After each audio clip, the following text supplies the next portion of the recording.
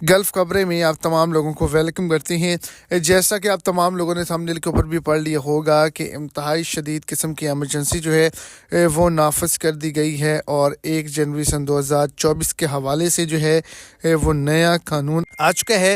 ये जो पाकिस्तानी हैं ये बिल्कुल भी सऊदी अरेबिया का जो है वो सफ़र नहीं कर सकेंगे। एक बड़ी तफसील जो है वो जारी कर दी गई है।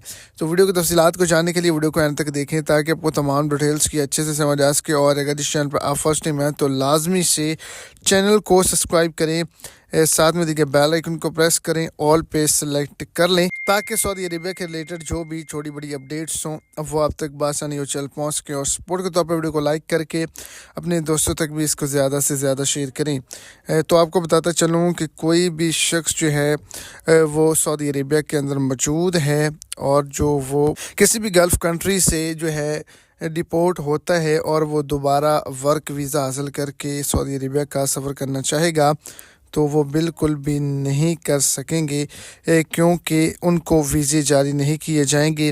किसी भी यूएई या फिर किसी भी और कंट्री से जो है जो भी कोई शख्स डिपोर्ट होगा निकाला जाएगा रेड लिस्ट कर उससे सऊदी अरेबिया भी नहीं देगी वीज़ा।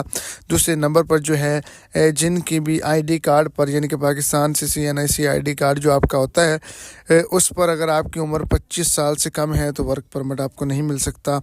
और इसके अलावा आप अगर बिल्डिंग लाइन में स्किल्ड वर्कर के तौर पर जाना चाहते हैं तो 3 साल का एक्सपीरियंस बहुत ही ज़्यादा ज़रूरी है।